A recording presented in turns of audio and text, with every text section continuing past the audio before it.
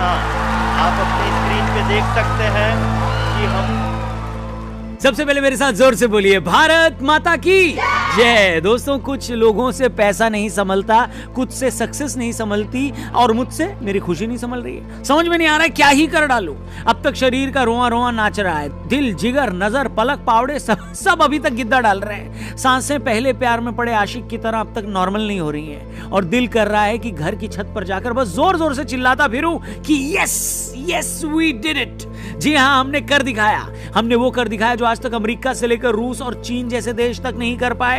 हम चांद के साउथ पोल पर पहुंच गए हैं। जितने पैसों में हॉलीवुड वाले स्पेस वाली फिल्में नहीं बना पाते, उससे कम पैसों में हम चांद पर पहुंच गए। चांद तक जाने में जितना पर किलोमीटर खर्चा आया है ना, उससे ज्यादा तो लाल किले से चावड़ी बाजार जाने के लिए ऑटो वाला मांग लेता है। सच में, जिस देश को दुनिया सपेरों का देश कहकर पुकारती थी, उस सपेरे ने बड़े बड़े देशों की बीन बजा डाली है। जिस भारत को अमीर देश तीसरी दुनिया का देश बोलती थी, थर्ड वर्ल्ड कंट्री, उसने वो कर दिखाया है जिसे पहली और दूसरी दुनिया का कोई देश नहीं कर पाया था। जी हाँ दोस्तों, हम चांद पर पहुंच गए हैं और ये कहने में हमें पूरा गर्व है कि हम चांद के भी उस हिस्से में पहुंचे हैं जो सबसे मुश्किल था, जहां जाने की कोई सोच भी नहीं सकता था। तो भारत ने कैसे रचा ये इतिहास, चांद पर पहुंच जाने के क्या क्या मायने हैं और क्यों इसरो की ये कामयाबी सिर्फ एक स्पेस एजेंसी की कामयाबी नहीं बल्कि पूरे देश के लिए एक मिसाल है। तो आज के फनतंत्र में हम भारत की इस छप्पर फाड़ कामयाबी पर खुलकर बात करेंगे। तो चलिए शुरू करते हैं। नमस्कार दोस्तों, जय हिंद। मैं हूं रौनक। फनतंत्र में आपका स्वागत है। दोस्तों, वैसे तो मैं दो अलग अलग चीजों के कंपैरिजन के खिलाफ रहता हूं, मगर ये कहने से खुद को रोक नहीं पा रहा हूं कि चंद्रयान 3 की कामयाबी ने हमारी पिछली सारी कामयाबियों को पीछे छोड़ दिया है। सोचता हूं कहूं कि 1983 और 2011 का वर्ल्ड कप जीतना बड़ी कामयाबी थी, मगर फिर ये सोचकर रुक जाता हूं कि क्रिकेट खेलते ही कितने देश हैं बताइए। सोचता हूं कि कहूं कि गूगल से लेकर माइक्रोसॉफ्ट और IBM जैसी बड़ी कंपनियों के CEO भारतीय हैं, फिर ये सोचकर रुक जाता हूं कि CEO भारतीय हुए तो क्या हुआ, वो कंपनियां तो भारतीय नहीं है ना। फिर मुझे ओलंपिक में जीते कुछ खिलाड़ियों के मेडल्स याद आते हैं, AR रहमान और गुलजार साहब के बड़े बड़े अवार्ड्स याद आते हैं, लेकिन तब भी लगता है कि ये सब भी इंडिविजुअल्स की सफलताएं हैं, न कि देश के तौर पर भारत की।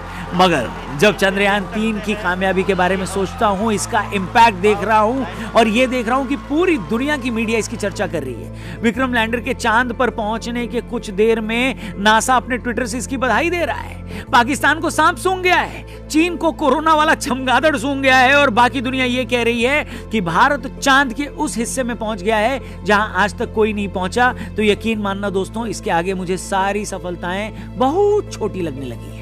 ये देखकर खुशी हो रही है कि सच में ये देश एक जेन्युइन सक्सेस को सेलिब्रेट कर रहा है।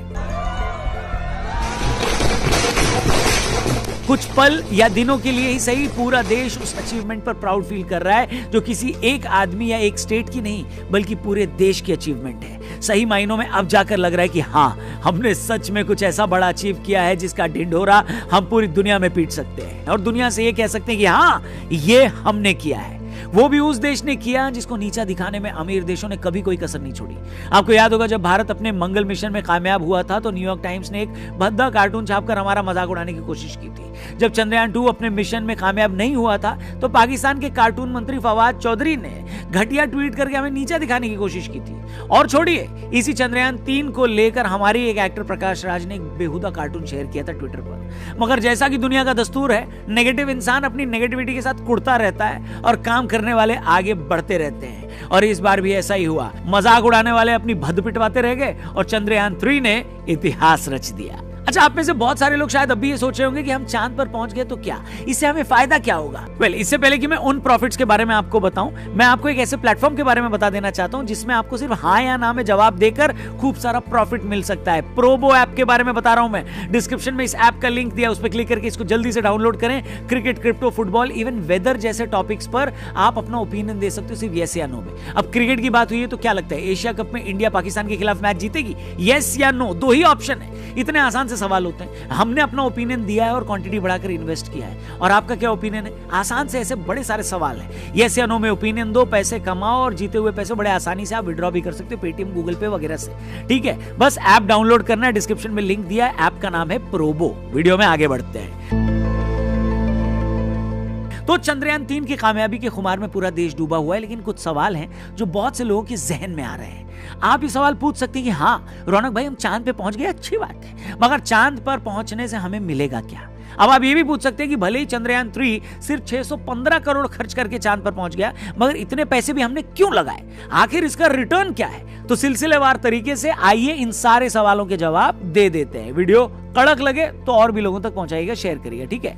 तो देखिए, पहली चीज ये है कि हम जो चांद पर पहुंचे हैं ना, ये हमारी टेक्नोलॉजी की जीत है। मतलब हम दुनिया के उन 3-4 देशों में हैं जो चांद पर जा सकते हैं। अब कोई देश धरती से 3,84,000 किलोमीटर दूर एग्जैक्ट टाइम और जगह पर अपना लैंडर उतार पा रहा है, तो पहले तो इसी बात को सलाम है, वरना तो बंदा उबर से कैब करके यह गारंटी नहीं ले सकता कि वो कितनी देर में घर पहुंचेगा। इसलिए जो स्पेस एजेंसी इतनी दूर तक जाने की काबिलियत रखती है, तो ये अपने आप में बड़ी बात है। अब अगली बात ध्यान से सुनिएगा, अगर कोई चांद पर जा पा रहा है तो ये उसका टेक्निकल पार्ट है, मतलब उसके पास इतनी दूर तक जाने के लिए टेक्निकल कैपेबिलिटीज हैं। अब आता है साइंटिफिक पार्ट, वो ये कि भैया चांद पर पहुंच गए हैं तो अब करना क्या है? तो करना ये है कि विक्रम के चांद पर उतरने के बाद उसका भाई प्रज्ञान रोवर अब आगे का काम करेगा।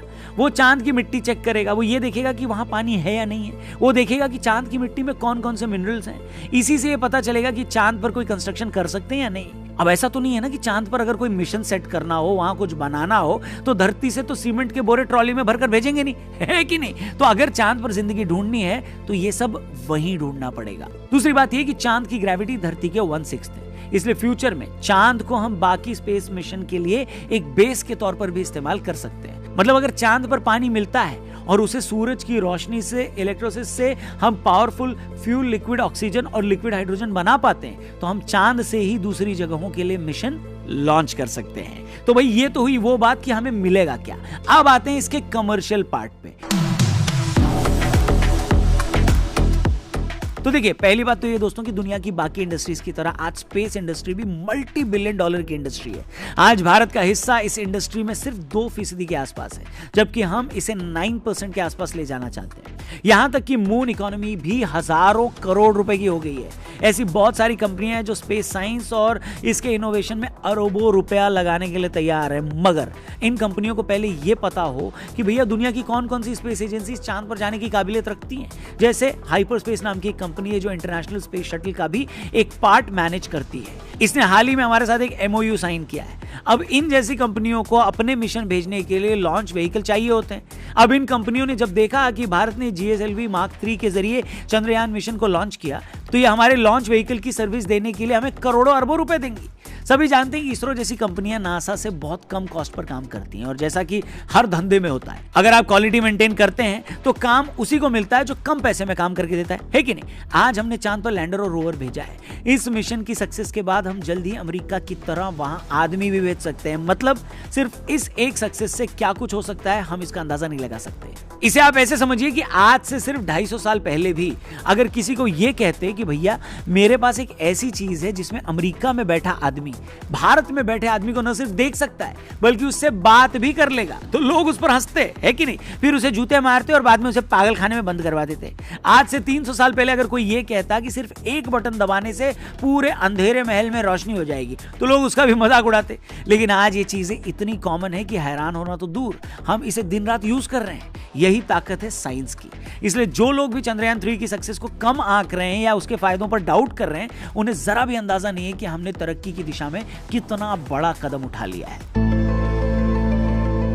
तो दोस्तों, चंद्रयान 3 की सक्सेस से सब लोगों की तरह मैं भी बहुत खुश हूं, लेकिन मुझे सही मायनों में इस बात की ज्यादा खुशी है कि अभी सिर्फ 4 साल पहले ही जब चंद्रयान 2 फेल हुआ था, तो हम सब ने कैसी तकलीफ झेली थी। आज भी वो तस्वीरें हम सबके जहन में ताजा हैं, जब उस वक्त के इसरो चीफ के सिवन सर प्रधानमंत्री नरेंद्र मोदी के गले लगकर खूब रोए थे। उस वक्त भी हम सिर्फ उनके और उनकी टीम के दुख का अंदाजा ही लगा सकते थे। सोचिए जरा, उस मिशन के लिए उन लोगों ने अपनी जिंदगी के 11 साल खर्च किए।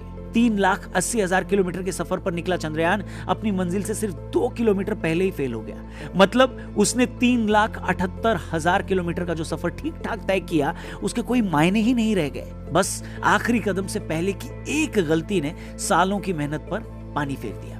खुद को उन लोगों की जगह रखकर देखिए और सोचिए कि हम लोग तो ऑफिस के किसी प्रोजेक्ट में अगर 2 घंटे भी दे दें और हमारा मैनेजर उसे रिजेक्ट कर दे या हमारा क्लाइंट उसे खारिज कर दे, तो हमारा दिल टूट जाता है। हम कहते हैं कि यार इतना दिल लगाकर इतना बढ़िया काम किया था और सब वेस्ट हो गया। और यहां हम उन लोगों की बात कर रहे हैं जिन्होंने चंद्रयान 2 के उस मिशन पर 11 सालों तक दिन रात सुबह शाम सिर्फ और सिर्फ एक मिशन पर काम किया और वो फेल हो गया था। सोचिए कैसी गुजरी होगी उन सब पर। मुझे आज भी याद है कि 2019 के क्रिकेट वर्ल्ड कप में मिली हार के बाद न्यूजीलैंड के बहुत से प्लेयर्स ने कहा कि हम कई दिनों तक सो नहीं पाए। आखिरी ओवर में मिली वो हार हमें तड़पाती रही। 1994 वर्ल्ड कप फाइनल में अपनी मिस पेनाल्टी के बाद रॉबर्टो बागियो भी सारी जिंदगी उस दर्द को भुला नहीं पाए। खुद हम भी क्रिकेट के बड़े मैचों में मिली कितनी ही हारों को आज भी याद करके उदास हो जाते हैं, मगर जिंदगी अफसोस मनाकर रुक जाने पर कहां चलती है। हार का दर्द कितना भी बड़ा क्यों ना हो, उसकी तकलीफ कितनी भी गहरी क्यों ना हो, आपको फिर उठकर खड़ा होना ही पड़ता है। पांव कितने ही थक क्यों न गए हो, आत्मा कितनी भी उदास क्यों ना हो, खुद को यह समझाना ही होता है कि नहीं, मुझे अपना सपना पूरा करना ही होगा। आज जब चंद्रयान 3 ने कामयाब होकर पूरी दुनिया में भारत का नाम रोशन कर दिया, तो के सिवन सर और इसरो की टीम के लिए मन मोहब्बत और ग्रेटिट्यूड से भर गया है। उनकी हिम्मत और हौसले के लिए उनको दिल से सलाम करने का मन करता है। कहते हैं माउंट एवरेस्ट पर चढ़ाई करने निकले एडमंड हिलरी जब पहली बार कामयाब नहीं हुए तो लौटते वक्त उन्होंने एवरेस्ट से कहा था कि मैं जानता हूं एक पहाड़ के तौर पर तुम और बड़े नहीं हो सकते, मगर एक इंसान के तौर पर मेरा हौसला जरूर बड़ा हो सकता है, इसलिए मैं तुम्हें जीतने वापस जरूर आऊंगा। और इसके बाद क्या हुआ ये बताने की जरूरत नहीं है। इसलिए इसरो की ये कामयाबी सिर्फ इसरो की कामयाबी नहीं है, बल्कि जिंदगी के हर फील्ड में काम करने वालों के लिए एक मिसाल है। जैसा कि विवेकानंद जी ने कहा था, उठो जागो और तब तक न रुको जब तक कि तुम अपने सपने पूरे न करो। इसलिए आप सबके लिए मेरी यही प्रार्थना है कि जब तक सपने पूरे न कर लो, आपको रुकना नहीं है, हारना नहीं है, थकना नहीं है, टूटना नहीं है, बस लगे रहना है। दुनिया में कोई भी ऐसी चीज नहीं है जो आपके बस लगे रहने से आपको मिल न जाए। बाकी आज की इस वीडियो में इतना ही। वीडियो अच्छी लगी हो तो इसे जरूर शेयर करें और हमारे चैनल को भी सब्सक्राइब करना न भूलें। और एंड में एक बार फिर से मैं आपको प्रोबो ऐप के बारे में बताना चाहूंगा। एक ऐसा ऐप जहां पर आप अपनी ओपिनियन देकर प्रॉफिट पा सकते हैं, पैसे कमा सकते हैं। वेलकम बोनस 25 रुपए का मिलेगा अगर आपने डिस्क्रिप्शन में जो लिंक दिया उस पर क्लिक करके प्रोबो ऐप को डाउनलोड किया तो। खूब सारे टॉपिक्स हैं, यस या नो में जवाब दो, पैसे कमाओ। और जाने से पहले एक बार फिर से इसरो की पूरी टीम के लिए कुछ अच्छा सा जरूर लिखना कॉमेंट बॉक्स में, और एक बार मेरे साथ जोर से बोलिए, भारत माता की जय। जय हिंद।